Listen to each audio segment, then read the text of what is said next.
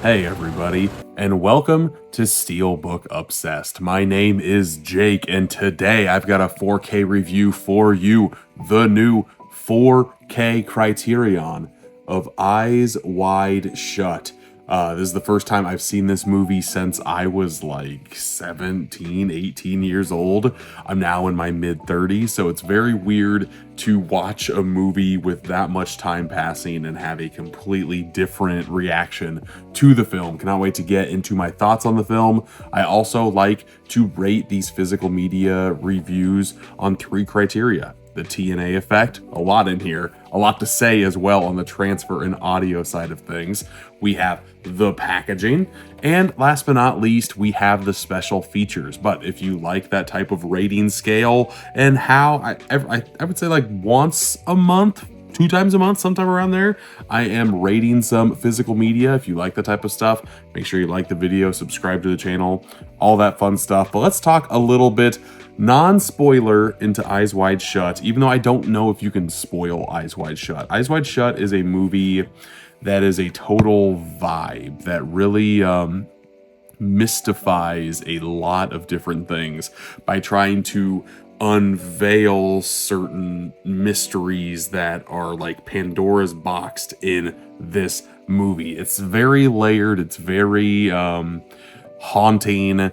There's a lot going on, and yet at the same time there's not a lot going on. It's kind of like life. It's complex, but on the surface level of things, you've got a marriage, and the marriage is kind of on the rocks, and you just go into detail. You know what? I just said I'm not going to talk about spoilers of Eyes Wide Shut. I'm gonna spoil Eyes Wide Shut a little bit here. I feel like if you're watching this movie and you don't want to talk about the movie, what are we really doing? I'll save spoilers till the very end of the video, just so if you don't want spoiled thoughts, here you go. But Stanley Kubrick's last film, of course. The movie was all the way done, but he had a test screening over in London, and then 6 days after that test screening, he passed away.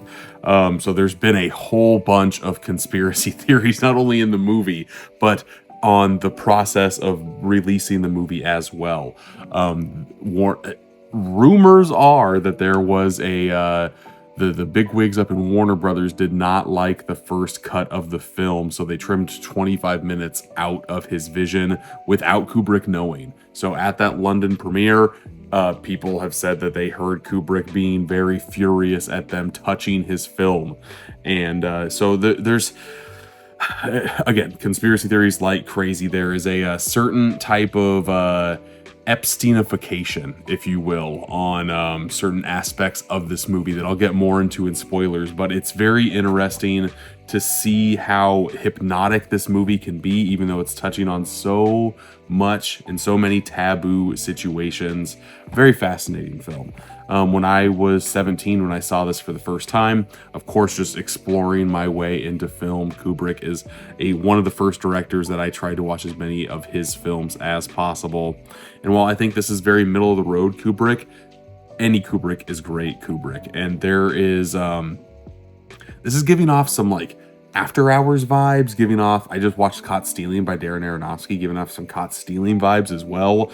You're just in a town, and you're up to no good. You're going through you kind of feel like you're going from, you know, one house to a very fancy, expensive house, and then kind of stair-stepping all the way down into seeing how certain people live and what certain people can do and get away with.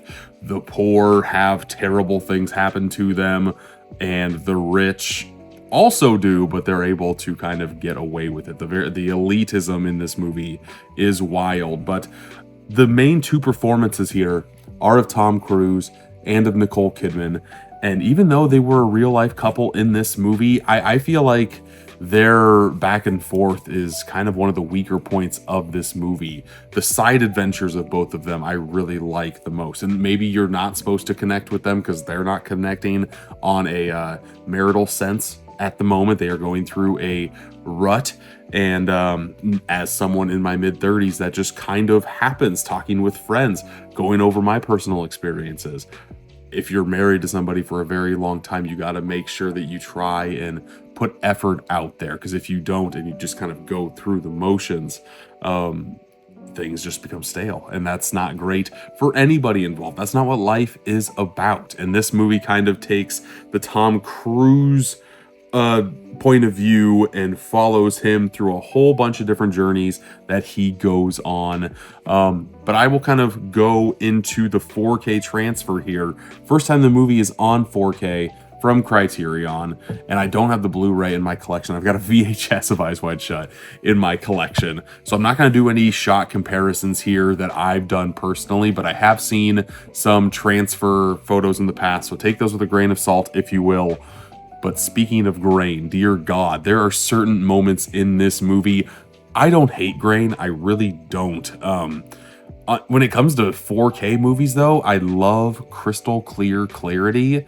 And it's a mixed bag with Eyes Wide Shut, to say the least. There are some moments that are like lit by very dim lights, by Christmas lights. This movie is a total Christmas movie. If you don't think it is, it's flowing through this entire film. And the way that Kubrick shot this movie, it's just so super grainy that there's not a lot of details on display here, which definitely stinks and stings. But then there are other moments in the movie, like when they're outside and there's no Christmas lights around, and you see like neon signs on the sun, on like the under the rainbow store, the costume shop. That all the outside stuff looks very, very solid. I would say we've got like a 70-30 thing going on here. 70% of the time it looks pretty dang solid, but then the grain will just pile on, and it doesn't take you out of the film, but it definitely reminds you that you're watching a film. And sometimes when you're in this, you kind of want to have it wash over you and keep that dreamlike state going for as long as possible. And to me, the grain kind of pulled me out of that a little bit. Audio-wise, this sucker sounds absolutely phenomenal here. We do have Dolby Vision, so you're getting the best of the best that you can here. Actually, the booklet in this talks about certain parts of the transfer of this film. I had it in backwards. About the master. Eyes Wide Shut is presented in the aspect ratio of 1.85-1, supervised and approved by director of photography Larry Smith. This new 4K restoration of his international cut, I'll get to that in a second, of the film was created from the 35mm original camera negative.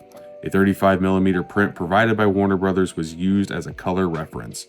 The original theatrical 5.1 surround sound was remastered from the 35mm magnetic track.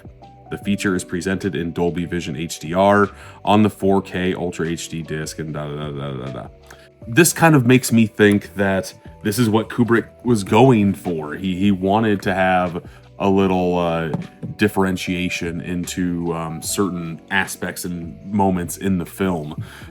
That doesn't mean I have to like it. Doesn't mean that it's my preference, but it's still there, and the points that look great do look very good, and the movie always sounds very good. There are moments of suspenseful, like moments where he's like getting followed in the street, paranoia is running wild. And then there's also moments to where you are in mega mansions, and either you are getting serenaded by some classical music, or you are classical music by a lot of different senses, whether it be like getting them dressed to go to the party and then actually played at the party. But then we get into more like a demonic music stuff in the scene, the scene that people really remember this movie for, and that's deep and bassy and makes the subwoofer, and I have a the subwoofer and I just have a sound bar, like a 5.1 surround sound bar with the subwoofer. Sounded very, very good. But the international cut here, you do get the tiddly bits. You do get the NC-17 cut, the cut that was never released here in the States, and that's because of a wild, massive for better or worse orgy scene that is in here. And when the US released this movie, they had to digitally put in people in front of certain sexual acts that were going on in this movie. That's no longer here. You see all the nooks, all the crannies, for better or for worse. When I saw this at 17, you know, whoa, naked people, I love it. In my mid 30s, I saw even more than what I did when I was a teenager, and you don't get, like, I don't know, I was not aroused in the slightest. It was just like, oh my God, like there's so much going on, and it's not grotesquely done. It's just not the vibe of something that I would ever want to be at personally. Tom Cruise is kind of like moving through all of the sea of sex, and it's a wild scene for sure. It's a memorable one for sure. But yeah, a transfer in audio wise, that's what I was talking about, huh? The TNA factor here, my final score, I'm in between like a 7 and an 8. I think I want to drop it down to a 7 just because I'm personally not the biggest fan of grain. If you are and you can kind of, you don't mind seeing that grain, for me, if it's all the way through, that's fine. But there are certain moments from this transfer that look phenomenal. I just wish the entire movie had some consistency a little bit. So for me, transfer in audio is getting a 7 out of 10. But now let's go to the packaging here, because I do kind of like what Criterion did here. It might just look like one of their basic cases, but this is a little bit different from them. I don't have another Criterion in my collection like this. I probably have about 50-ish Criterion movies. This is a 3-disc set, which is very, very nice. It's got 2 Blu-rays here. It's got the feature film Blu-ray, and then it has a Blu-ray full of special features, which I will get to in a second. Or sorry, I guess 4K, Blu-ray 1 with the movie, which I will never watch, and then Blu-ray 2, which is all of the special features. But it's in this Scanavo type of case. It's a little bit thicker than their normal Criterion movies, and it just feels nice. Like, you can feel the extra girth on the spine. I don't know, when I picked it up in the store, I'm like, this feels different. And I like what they are doing here. On the inside, I will poke all of the discs out just to kind of showcase this off, even though not really worth it. I'm trying to get a shot here without any glare whatsoever, just a whole bunch of mask play going on in this movie. I do like the artwork that they chose with the artwork. I put the 4K here. It's both Nicole and Tom looking at each other on the 4K, but then you get Blu-ray 1 and you get Blu-ray 2, and they're looking away from each other. I guess this is 2, this is 1, sorry. I can make them look at each other more distant, but Blu-ray 1, Blu-ray 2, and they are looking away from each other. I just thought that was a very nice touch, even though you're kind of reusing different or the same artwork over again. But I don't hate that in this case, just because it is very striking imagery, in my opinion. I really like what they did here. For me, packaging wise, I think this is very solid. I do like me Criterion packaging. I think it's always solid. I feel like they one-up themselves, because I don't remember having a 3-disc set in just a standard case like this. For me, Eyes Wide Shut, packaging wise, is getting a 9 out of 10. I really am super solid with this. I wish it had Criterion's never have slipcovers, and I don't really know what could have put it above and beyond. Maybe some of the like poster artwork. I always like to see if there's like a reversible side of things on this. The inside artwork wasn't really my favorite. Everything else here I do kind of dig. It also came with a booklet, which I can showcase off here, which has a couple of essays. Here's the table of contents right here. We get the sword in the bed. We get what Stanley wanted, an interview with Sidney Pollack, who is in this movie. There's Sidney Pollack right there. But let's kind of get into what I really enjoy the most, why I love collecting physical media in the first place, and that is the special features. And boy howdy, if you are a Stanley Kubrick fan, I think you need to have this in your collection. I know if you're a fan, you're probably going to have it because of the movie, but this 3-disc set is amazing. The 4K doesn't have any special features on it, but this disc 2 right here chock full of special features, man. You get an interview. It's like an 8-minute long interposed cut talking with Stanley Kubrick's daughter, who's now older, and like several people that have worked with him in the past, just kind of talking about their time with Eyes Wide Shut. There is an 86-minute documentary on here as well, kind of taking that chunk of what the 8-minute one did and superimposing it over his entire filmography, just kind of not movie by movie, but like what the man did to make the film so special. Like never really saying going over as many cuts as they absolutely needed to have, kind of talking about his personal life, how everybody thought he was a recluse, but he liked to go out and party. He just didn't like to publicly showcase himself out there and shout it out to the world. Like if you saw him in public, that's fine, but he never really promoted himself, really. He wanted the work to speak for him itself. Fascinating documentary. Really, really enjoyed that one. And everything on here, the three main interviews or documentaries that are on here: Never Just a Dream 2019, featuring interviews with producer Jan Harlow, Katharina Kubrick, Stanley Kubrick's daughter, and Anthony Ferwin, Kubrick's personal assistant. Then we have Lost Kubrick, the unfinished films of Stanley Kubrick, which goes into more detail on Napoleon, and there was a like an Auschwitz type of movie.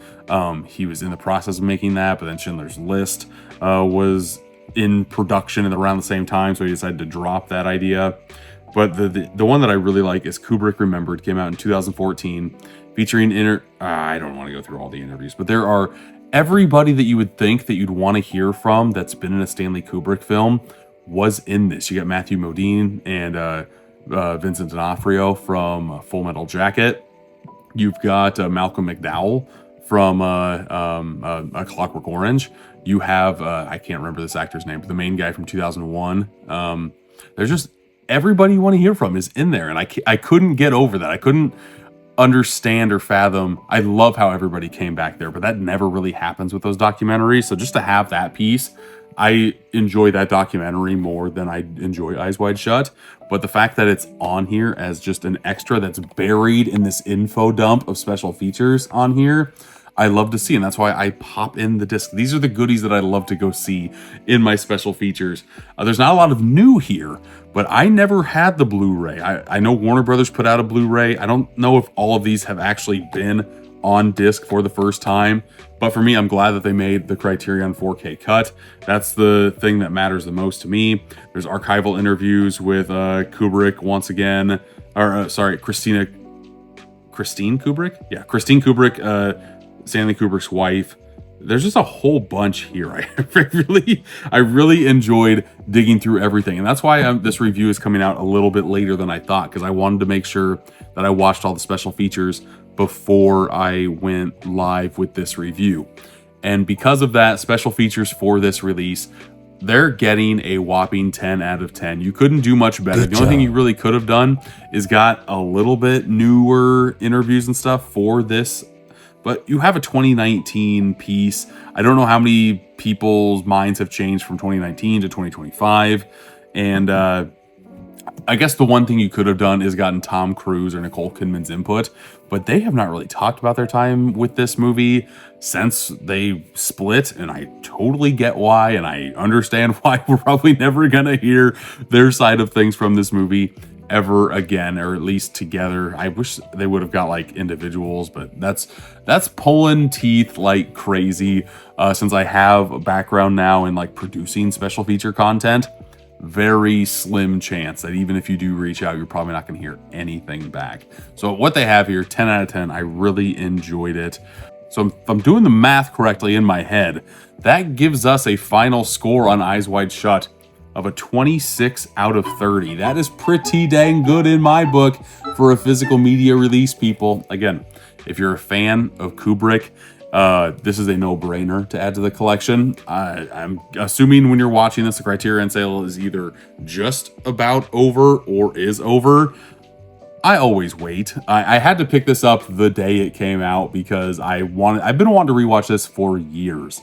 And I'm just very happy this movie got the love that a Kubrick movie deserves. This is the last Kubrick movie, the main one that we've been waiting to get a 4K release of. So I'm just very happy to have this in the collection. And it was one very enjoyable and entertaining watch. And that's, at the end of the day, what I'm looking for when I buy physical media these days. So thanks for watching this long. Spoiler talk will be just in a bit. But until next time, I'll see ya.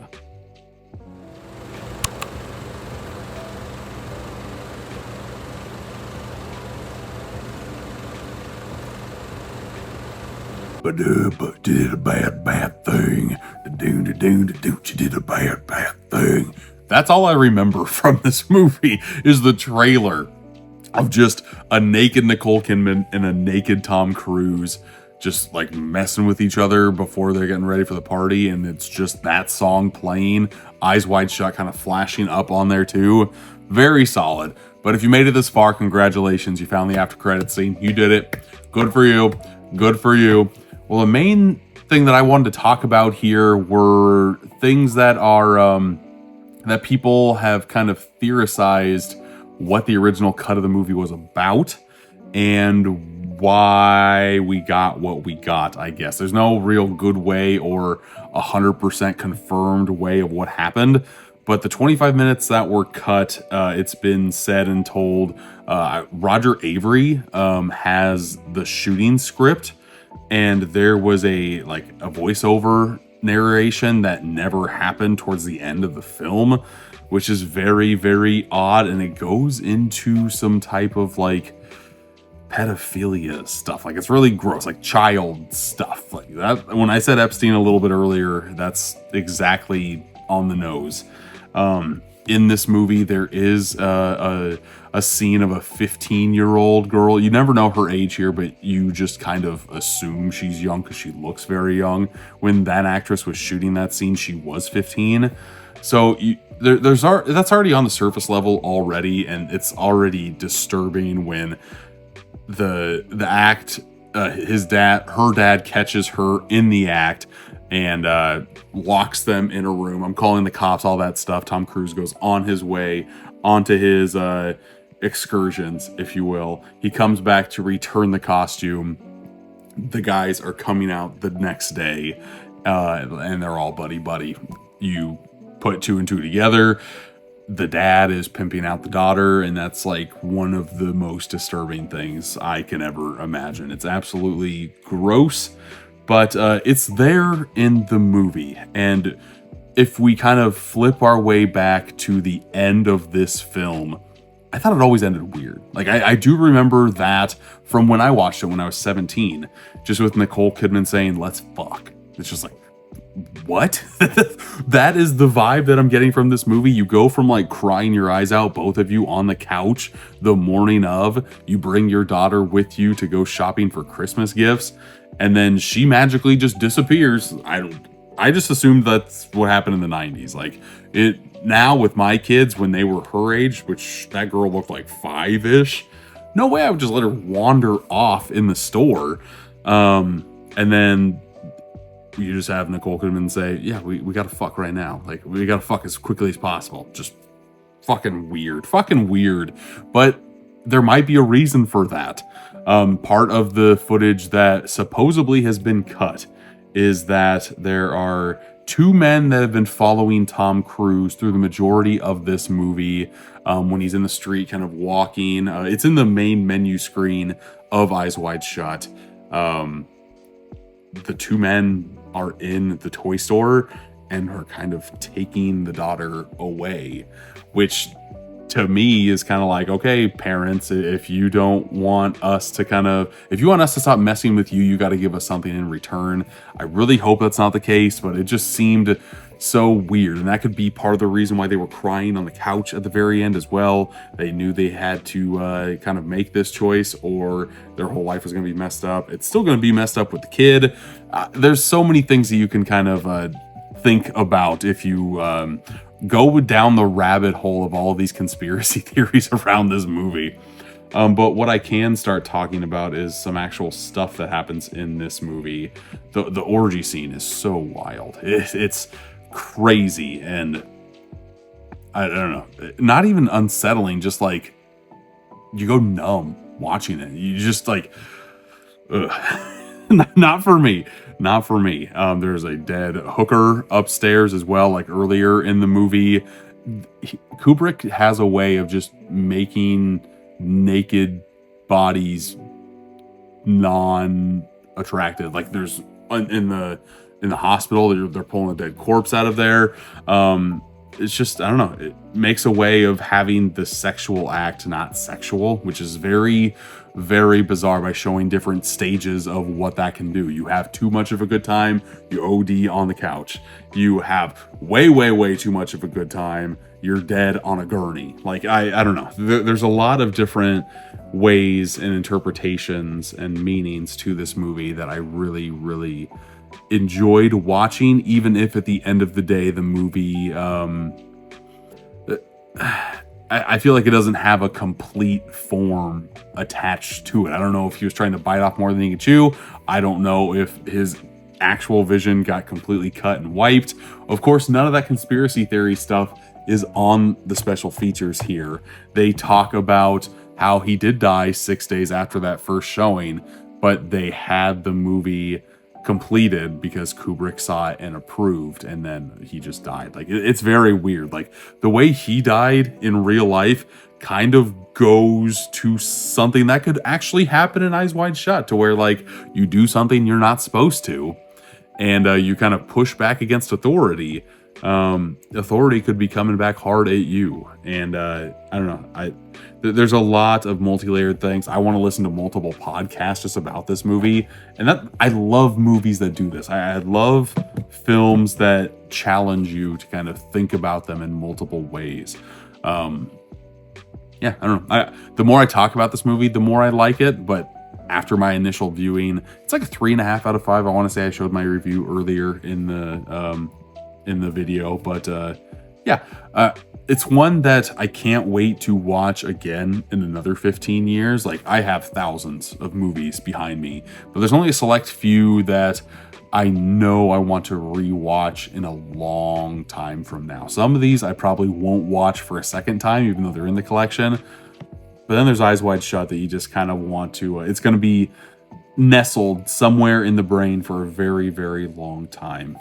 If you've seen Eyes Wide Shut, let me know some of your conspiracy theories or thoughts on the film in the comments. But we're gonna zoom out to some mask play. The masks in here were very, very odd as well, in the best way possible. Some creepy, some trying to be way too creepy and didn't really work, were more humorous than not. But yeah, Nicole, Cruz, smooching, kind of. Bye-bye.